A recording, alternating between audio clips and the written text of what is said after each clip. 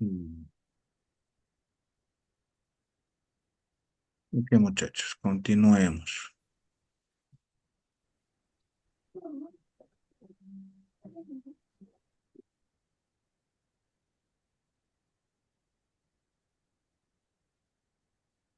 Ok, entonces, de acuerdo a lo que indica la ley 1715, el tema de la distribución de tierras está a partir del artículo 42. ¿Ok? Entonces, ¿quién es el encargado de distribuir la tierra en el Estado boliviano? Es el Instituto Nacional de Reforma Agraria, que nos dice, ¿no? Las tierras fiscales serán dotadas comunitariamente o adjudicadas por el Instituto Nacional de Reforma Agraria mediante trámite administrativo. Entonces, fíjense, acá tenemos dos modalidades. Hablamos de lo que es la dotación y hablamos de lo que es la adjudicación. La ley 3545 artículo y nos dice, ¿no? De que esta dotación o esta adjudicación que va a ser iniciada por el INRA, tiene que ver el tema de lo que es un estudio previo de planes de uso de suelo y uso mayor de la tierra. ¿Cómo va a certificar todo esto? La Superintendencia Forestal y la Superintendencia de Tierras, que actualmente la conocemos, es la que va a emitir todos estos informes. ¿Ok? ¿Cuál es la diferencia entre dotación y adjudicación? El artículo 42 también indica cuál es la diferencia, ¿no? La dotación va a ser a título gratuito, exclusivamente para las naciones indígenas originarias campesinas o las comunidades indígenas. Básicamente, no hay otra modalidad en la cual las naciones indígenas originarias campesinas o las comunidades campesinas puedan acceder a la tierra. Si una persona natural pertenece a una nación o pueblo indígena originaria campesina, tiene que básicamente quedarse en ese lugar porque la tierra que se ha dado a estas personas, a estas naciones, es de todos los integrantes de la nación. Peter, dime, Peter, ¿tiene? Menciona en el artículo 42 la dotación. Sin Ujú. embargo, mi pregunta es, ¿no se ha dotado ya de las tierras suficientes a todos los pueblos indígenas originarios campesinos o aún está pendiente? Y si hubiese logrado dotarse las tierras, ¿hay la posibilidad de ampliar y por qué? La dotación de tierras a las naciones indígenas originarias campesinas básicamente ya ha culminado. ¿Cierto? Se ha dotado más o menos de un 30% aproximadamente, 27 punto algo de porcentaje del territorio nacional a las tierras indígenas o a las naciones indígenas originarias campesinas y comunidades afrobolivianas. Esta modalidad básicamente ya está completamente saneada, no existe ningún problema, todas las naciones tienen sus títulos ejecutoriales saneados, pero sí tienen la posibilidad, obviamente, de pedir un aumento o incremento en el tema de lo que es la superficie de las naciones o de su territorio. ¿Eso en base a qué? En base a las necesidades que tiene el pueblo o la nación indígena originaria campesina y a su aumento en su población. ¿cierto? El Estado le otorga, y la Constitución Política del Estado también reafirma, de que si una nación indígena originaria campesina tiene la necesidad de un aumento en su territorio, puede solicitar al INRA y efectuar los trámites correspondientes y el INRA analizará, según el estudio que hace, de aumentarles si es plausible o no el aumento de tierra. Entonces, no está cerrado el tema de que se pueda dotar una vez más o se aumente el territorio de las naciones indígena originaria campesinas.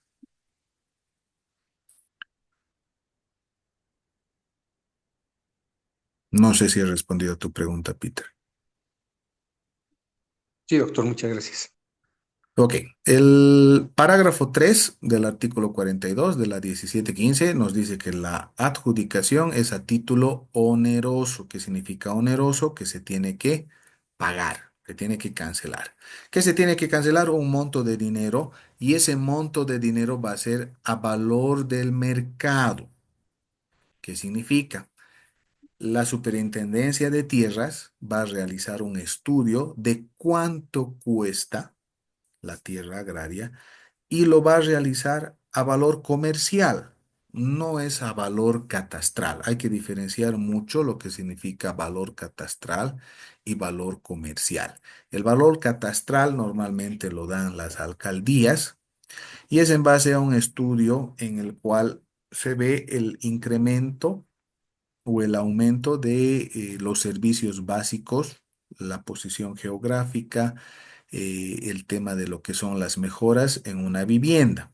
Normalmente se lo hace en bolivianos, pero el valor catastral está reflejado como un precio mínimo que se tendría que cancelar. El valor comercial, como su nombre indica, es a valor de mercado. Estamos hablando de un precio muchísimo más alto que el valor catastral.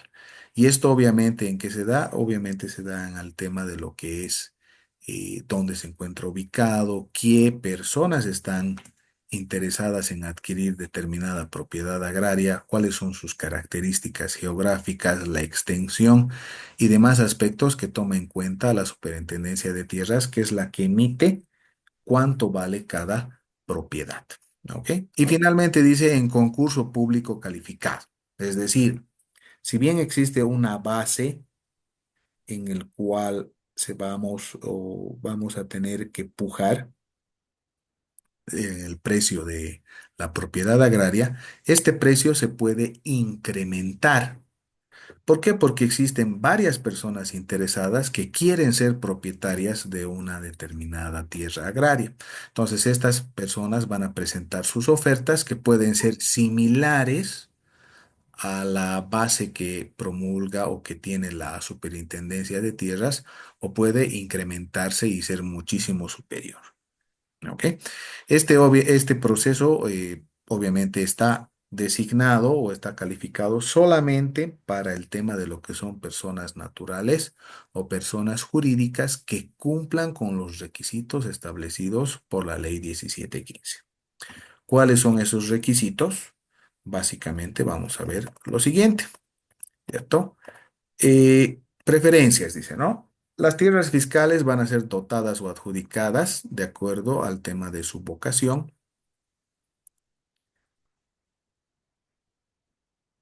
y tiene las siguientes preferencias. Primero, la dotación va a ser preferente a la nación o pueblo indígena o comunidad campesina que resida en el lugar. Entonces, ellos tienen la primera preferencia.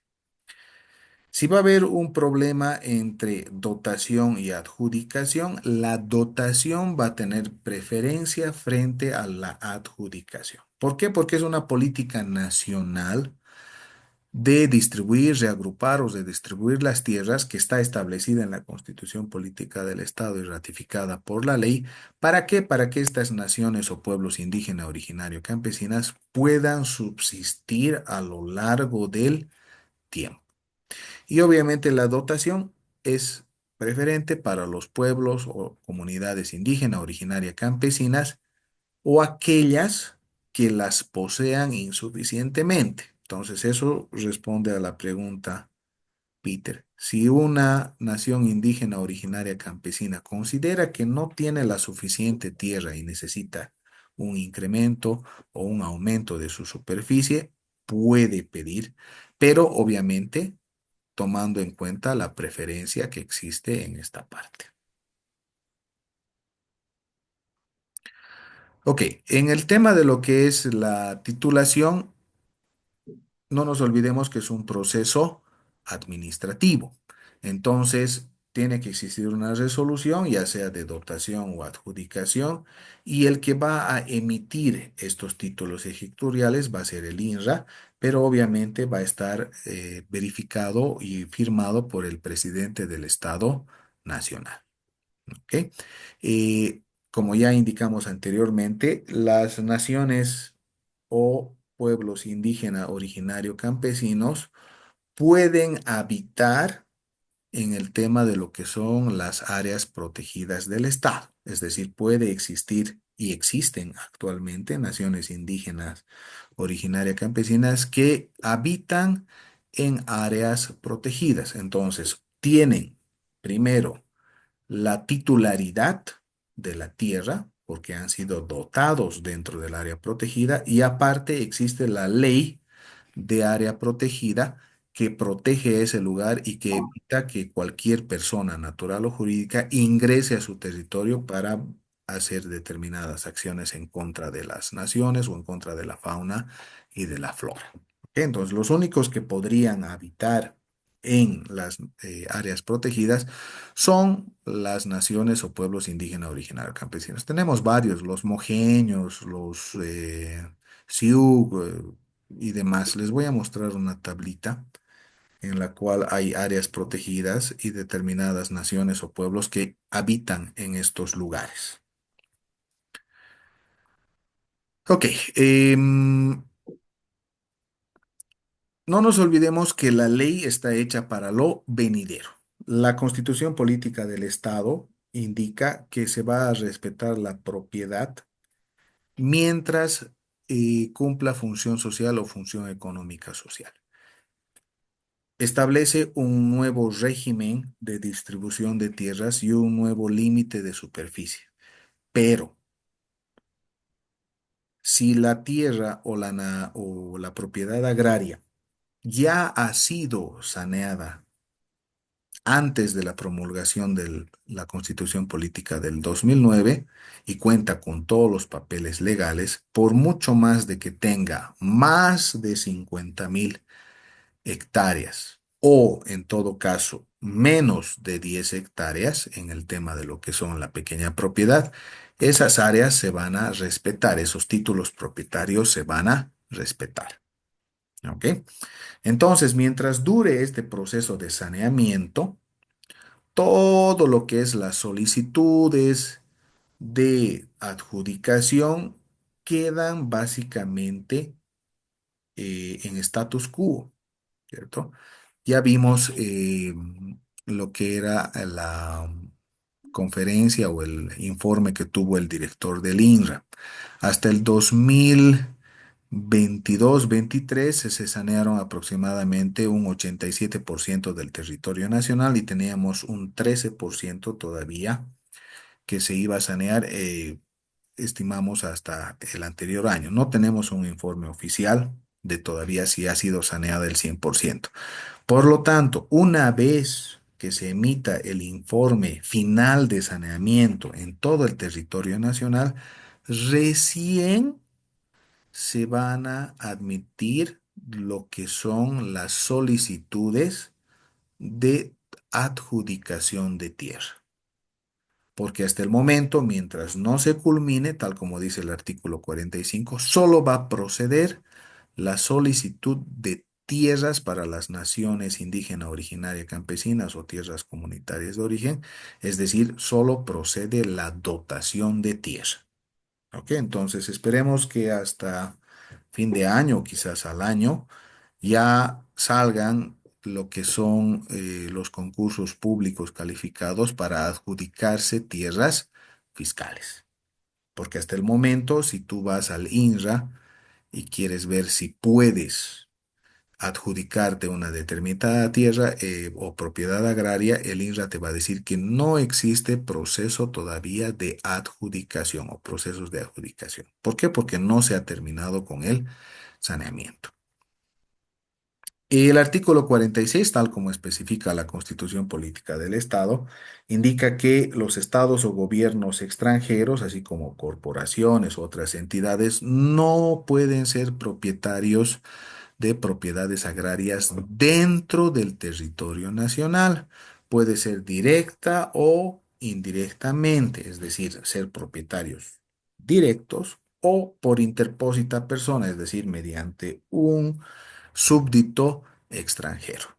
Esto obviamente está penado por la ley si se descubre que una propiedad agraria tiene como socio el tema de algún súbdito extranjero.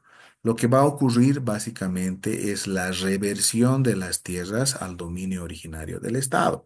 Y es lo que sucedía con alguna, no sé si alguna vez han escuchado el caso de que un súbdito extranjero que tenía una esposa boliviana le revertieron una propiedad azucarera en Santa Cruz, que es azúcar Guavirá, ¿cierto? Eh, Se le ha revertido la propiedad y actualmente EMAPA es la que controla la empresa de producción de alimentos Bolivia, ¿cierto? Entonces, si se descubre que una persona natural o una persona jurídica tiene socios que son personas extranjeras que no son bolivianos, básicamente lo que se va a hacer es revertir la propiedad al Estado. ¿Ok? Para que sepa. El parágrafo 2 también indica, ¿no?, que las personas extranjeras, naturales o jurídicas no van a poder adquirir ni poseer bajo ningún título el tema de lo que son propiedades dentro de los 50 kilómetros de las fronteras del país, bajo obviamente la pena de adquirir el beneficio de la propiedad que el Estado le ha dado, ¿cierto? Los propietarios obviamente de medianas propiedades, empresas agropecuarias, pueden suscribir contratos, ¿cierto?, con personas individuales o colectivas extranjeras, pero existe la prohibición expresa de transferir o arrendar la propiedad total o parcialmente, que es lo único que pueden firmar los propietarios de propiedades agrarias con personas extranjeras.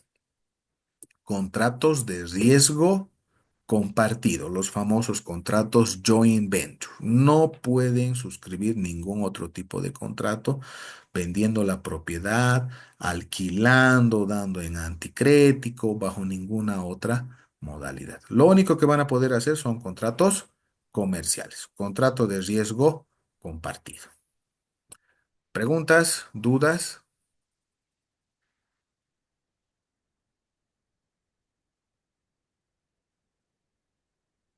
No, no hay preguntas, no hay dudas. Ok. Al mismo tiempo, las personas extranjeras, ya sean naturales o jurídicas, no van a ser dotadas ni adjudicadas de tierras fiscales en el territorio nacional. ¿Cierto? Entonces, en ningún momento una persona extranjera va a poder adquirir propiedades. Lo que tendría que hacer o como solución que se le plantea es obviamente convertirse en boliviano, ya sea por matrimonio o por naturalización, ¿cierto? Ahí recién ¿Qué podría. ha pasado, doctor? Eso no pasó con lo de Guavirá, que su esposa era boliviana y él automáticamente podía ser o haber obtenido la nacionalidad boliviana. Claro, lo que pasa es que el señor en ningún momento ha tramitado la doble nacionalidad, pero él era americano. Actualmente tiene un juicio en el Tribunal Agroambiental sobre el tema de la propiedad guavirá, ¿no? Pero no creo que dé resultado porque se le ha revertido la propiedad al Estado boliviano y actualmente funciona EMAPA, ¿cierto? Entonces, en ningún momento el Tribunal Agroambiental va a ir en contra de los intereses del Estado, ¿sabe? Porque la ley es clara, ¿no? Si no es boliviano o naturalizado boliviano no puede adquirir ninguna propiedad agraria, ¿no? Y está en el parágrafo 4. Mira lo que dice, ¿no? Dice, las personas naturales o jurídicas que para adquirir tierras de particulares por el Estado fuera del límite previsto o para suscribir contratos de riesgo compartido deben residir en el país tratándose de personas naturales y estar habilitadas para el ejercicio de actividades agropecuarias en Bolivia. ¿Cierto? Entonces tenemos un registro nosotros de personas que están habilitadas para ejercer el rubro de lo que es la agricultura o la ganadería. Si no está registrado, básicamente todo lo que ha hecho es nulo. Ok, del mismo modo, los funcionarios públicos o los servidores públicos que conocemos actualmente con ese nombre, bajo ningún motivo se pueden adjudicar o ser pasibles de dotación de tierras fiscales. ¿Quiénes son esos? Presidente, vicepresidente del Estado, senadores, diputados, ministros, el Contralor General, los magistrados del Tribunal Supremo de Justicia, magistrados del Tribunal Constitucional, los magistrados del Tribunal Agroambiental, el fiscal general, superintendentes, los vocales de los tribunales departamentales de justicia, gobernadores, funcionarios de lo que es el Ministerio de Desarrollo Sostenible y Medio Ambiente, Secretaría de Agricultura. Ningún funcionario o servidor público puede adjudicarse bajo ningún motivo alguna propiedad agraria, ya sea por sí o por interpósita persona. Si se llega a descubrir eso, obviamente la tierra es revertida al Estado. Incluso hablamos de lo que es los parientes hasta el cuarto grado, consanguíneos o por afinidad hasta el segundo grado. Entonces, en el caso, por ejemplo, de Arce Catacora, ¿cierto? Que es el que ha dado en dotación, perdón, en adjudicación determinada propiedad agraria a su hijo, básicamente está cometiendo una irregularidad, ¿no? Lo que pasa es que el famoso hijo de Arce Catacora es parte de una sociedad comercial, de una persona jurídica que se ha adjudicado esa propiedad. Entonces, básicamente, como quien dice, echa la ley, echa la trampa, ¿cierto? En ningún lugar hablamos de personas jurídicas en esta prohibición o que sea parte de alguna sociedad comercial, ¿cierto? Entonces, se ha solicitado, se han comprado y básicamente el presidente ha firmado el documento de propiedad. ¿Dudas? ¿Consultas?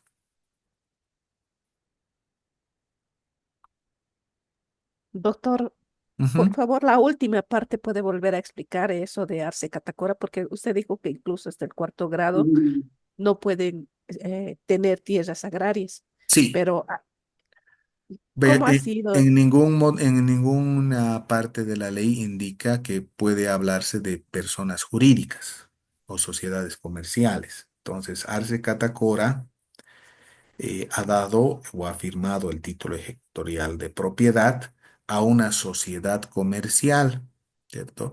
Los dueños de toda esa extensión o esa propiedad agraria es una sociedad comercial. No es un solo propietario, no es una persona natural. Entonces, por mucho más de que su hijo sea un pariente consanguíneo, está habilitado porque son más personas los socios de esa sociedad comercial. Además, nadie sabía que su hijo formaba parte de esa sociedad comercial hasta la denuncia que ha hecho este diputado, sí, diputados, ¿no? Héctor Arce, cuando se ha ido a la hacienda o a la propiedad agraria a filmar e indicar que obviamente su hijo era, del presidente, era dueño de esa propiedad, ¿cierto? Y tampoco lo hemos visto. Es una denuncia que ha hecho y bueno, ha sacado unos documentos en el cual supuestamente está el nombre del hijo del presidente, pero no sabemos si es real o no. Nadie ha pedido hasta el momento la reversión de esa propiedad. No hay noticias de ese aspecto, ¿cierto? Porque se puede plantear la reversión de esa propiedad por incumplimiento a la ley 1715 y 3545. Pero nadie lo ha hecho hasta el momento. Podía hacerlo ese diputado, ¿cierto? Como autoridad nacional, pedir la reversión del Estado porque, o reversión de la propiedad al dominio del Estado, porque justamente se está incumpliendo, pero no lo ha hecho. Básicamente parece un show político o no sé qué es lo que podemos decir en ese aspecto, ¿no?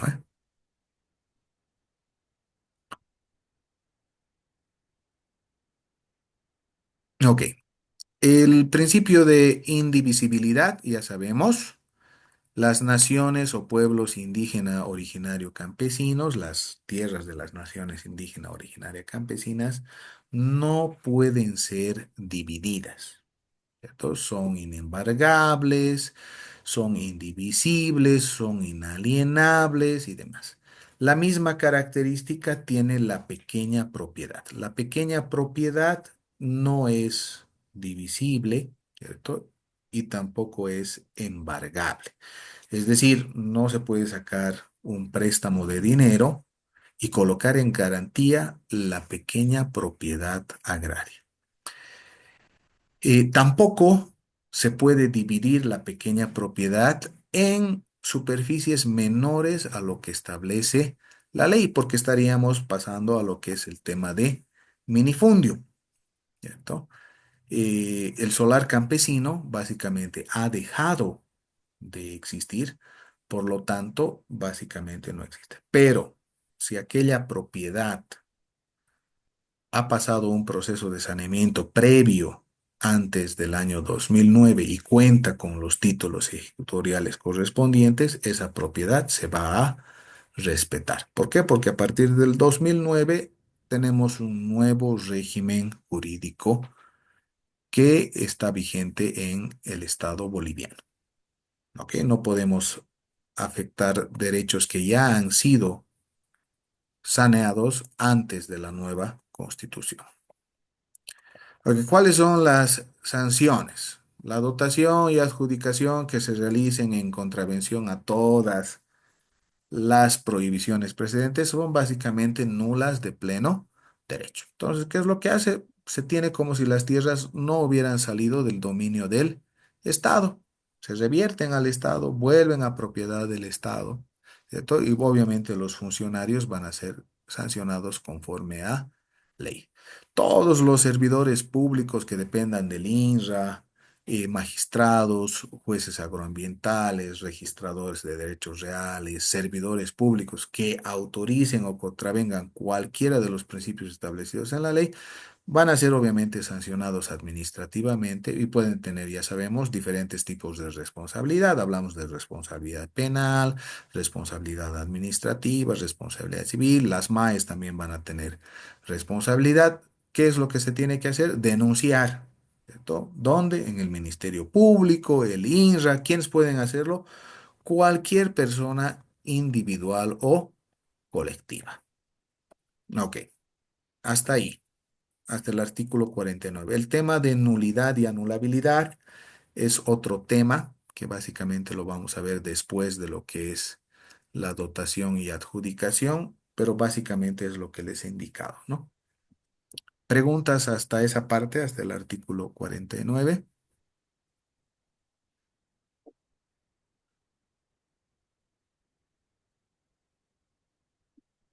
Queridos, dejen de ver el partido. ¿O a qué hora es el partido?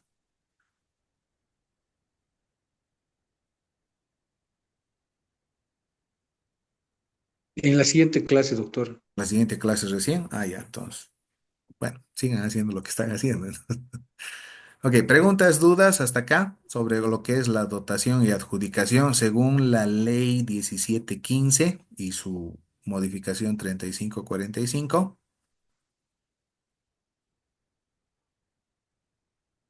No hay dudas, no hay consultas. Doctor, no es acerca, o sea, tiene que ver con el tema, pero quería preguntarle si nos va a pasar las diapositivas de los anteriores temas más. Sí, sí, sí. Como ya les comenté, tenemos ya el Moodle activado, entonces todo va a estar en el Moodle. Y una vez que ustedes tengan acceso, lo van a poder ver ahí. De todas maneras, los videos de esta clase los voy a postear en el grupo de WhatsApp, que es lo que ha ordenado Coordinación de Carrera. Ok, supongo que hasta mañana les van a indicar a ustedes cuáles son sus usuarios y contraseñas en la plataforma Moodle. Ok, pero ya nos han dado la orden de que tenemos que colocar todo el material en plataforma. Es más, ustedes ya van a tener su primer trabajo, que es hacer cuadros sinópticos sobre las diferentes etapas de la evolución del derecho agrario en Bolivia.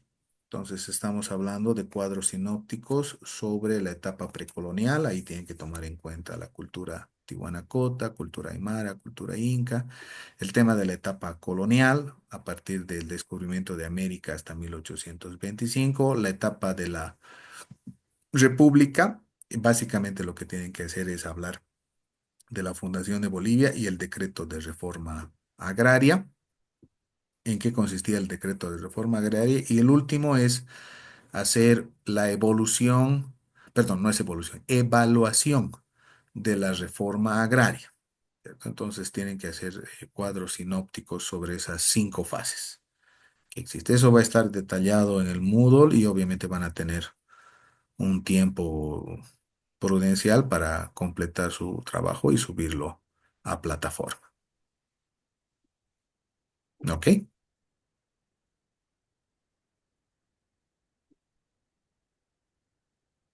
¿Alguna pregunta más?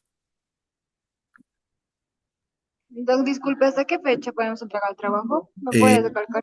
Voy a revisar el calendario y va a estar en el modo, pero supongo que 2 semanas. No sé cuándo les van a habilitar, supongo que este fin de semana ya van a estar habilitados en el tema de lo que es la plataforma Moodle.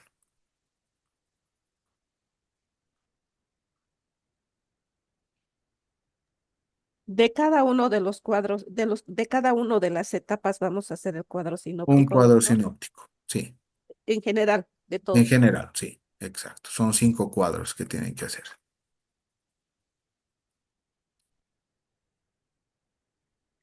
Ok, bueno, vamos entonces a lo que es el reglamento de distribución de tierras fiscales. ¿Ok? Entonces estamos hablando del reglamento de la ley 1715, el decreto supremo 29215. ¿Ok? Entonces, en el decreto 29215, en el decreto reglamentario, vamos a hablar sobre todo el procedimiento de distribución de tierras fiscales. Entonces, primero, como ya dijimos, vamos a tener que ver si existen tierras fiscales disponibles y no disponibles. Entonces, ¿qué son las tierras fiscales disponibles? Todas aquellas a la que a la conclusión del proceso de saneamiento no se han reconocido los derechos de propiedad agraria, es decir, aquellas tierras que no tienen dueño. Entonces, una vez que se concluya, el Estado va a volver a ser dueño de las mismas. Las propiedades revertidas, es decir, aquellas propiedades que no cumplen función social o función económica social. Las expropiadas, aquellas propiedades que son expropiadas, es decir, utilizadas para un fin o utilidad social mayor, que obviamente el Estado con una ley paga al propietario para que pueda ceder parte de su tierra y hacerse determinadas cosas. Todas aquellas que van a ser identificadas o certificadas como fiscales, es decir, una vez que se culmine con el proceso de saneamiento, vamos a tener un listado de aquellas tierras que van a ser fiscales. Aquellas certificadas o declaradas fiscales en las que no se haya otorgado derechos de concesión forestal. Aquí no nos olvidemos que hay determinadas áreas de propiedad agraria en las cuales se ha dado patentes forestales. Entonces, si es que existen patentes forestales, esas tierras no son fiscales. ¿Por qué? Porque están siendo aprovechadas por otra persona. Aquellas tierras fiscales cuyos derechos de concesión forestal hubiesen caducado, revocado o anulado. Si tenía una patente forestal que básicamente no está vigente o se le ha revocado o anulado, es tierra fiscal. Y obviamente dice las que fueran objeto de una declaración de nulidad sin dar lugar a la dotación o adjudicación simple, es decir, aquellas tierras que previo un trámite judicial ante el Tribunal Agroambiental ha sacado una sentencia de nulidad, ¿cierto? Pero obviamente no nos olvidemos, para que sea nulo, siempre se tiene que verificar que cumpla la función social o la función económica social. Si no cumple, procede la nulidad, ¿ok? Las tierras fiscales no disponibles básicamente son las siguientes: las susceptibles de compensación por tierra insuficiente para las comunidades campesinas o indígenas, áreas protegidas del Sistema Nacional de Áreas Protegidas, las concesiones forestales que se mantienen vigentes, aquellas tierras que sean requeridas por instituciones públicas para ejecutar proyectos u obras de interés nacional. Entonces, estamos hablando primero de tierras fiscales no disponibles, aquellas que ya han sido saneadas y que forman parte de lo que son las comunidades o naciones indígena originaria campesinas. Aquellas áreas protegidas como parques, santuarios nacionales, etcétera, que tienen una ley que los protege, ¿cierto? Las concesiones forestales que tienen patentes forestales que se encuentran vigentes. Y obviamente, si es que existen tierras en las cuales se va a ejecutar proyectos de interés nacional, esas van a ser tierras fiscales no disponibles. Es decir, no se puede ni dotar ni adjudicar esas tierras. ¿Ok? Em, ¿Quién va a determinar la modalidad de distribución? Como ya dijimos, el INRA es el encargado de determinar la modalidad de distribución. ¿Cómo lo va a hacer? Tiene que haber una certificación de aptitud de uso de suelo. Es decir, se tiene que certificar si es una tierra de uso múltiple o una tierra protegida, una tierra de producción forestal permanente, ¿cierto?